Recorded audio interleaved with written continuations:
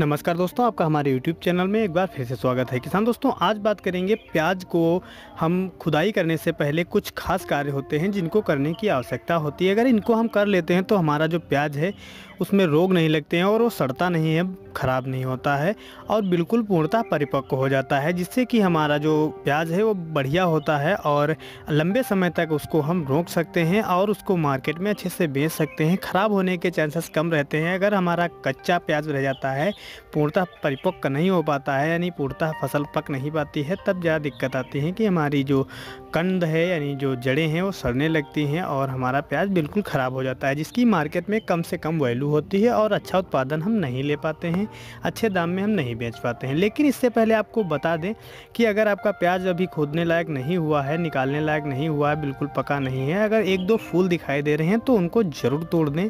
फूलों की कलियाँ दिखाई देने लगें, उनको ज़रूर तोड़ दें, क्योंकि अगर इनको हम फूल को नहीं तोड़ते हैं तो उसका विकास रुक जाता है और जो हमारा प्याज है उसका आगे आकार बड़ा नहीं होता है और अच्छे से ग्रोथ वो करना बंद कर देता है। ग्रोथ नहीं करता है तो उसका जो आकार है वो बिल्कुल सीमित रह जाता है और नहीं बढ़ता है। तो इसलिए जो फूल दिखाई दे रहे हों, जो कलियां दिखाई दे रही हों, उनको ज़रूर हमें तोड़ देना है।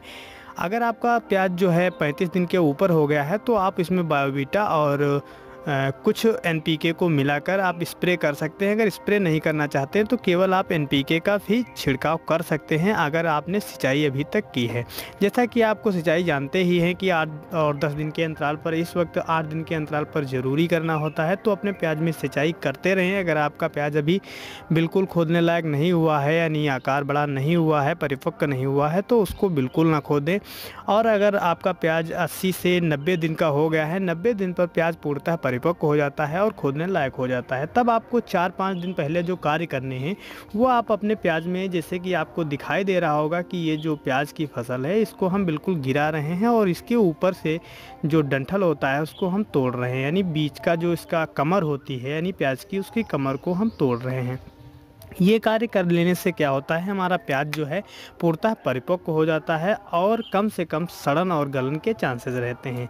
ये किसान भाई जैसा कि एक डंडे की सहायता से इसको बराबर कर रहे हैं, आप किसी अन्य सहायता से, अन्य चीज़ों से भी कर सकते हैं। आप अपनी सुविधा अनुसार जैसे चाहें उसको कर सकते हैं। इसको ज़रूर करना चाहिए जब आप खुदाई करने वाले हैं, उससे 4 या 5 दिन पहले कर दें। जब आपकी जो ऊपर की फसल है यानी लाख ऊपर की है, जब बिल्कुल सूख जाए पूर्णतः, तब आप इसकी खुदाई कर सकते हैं। जब झुलसने लगती है तब इसकी खुदाई कर लें।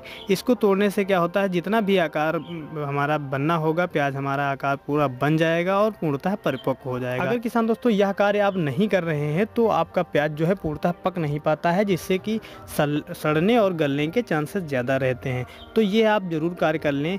इसको जब आप तोड़ देंगे तो तोड़ने से क्या होता है, जितनी जड़ें हैं वो, जितना भी माइक्रो न्यूट्रिएंट्स या अन्य तत्व बचे हुए होते हैं वो अपनी तरफ खींचने लगता है, क्योंकि ऊपर का इसका भाग सूख रहा होता है।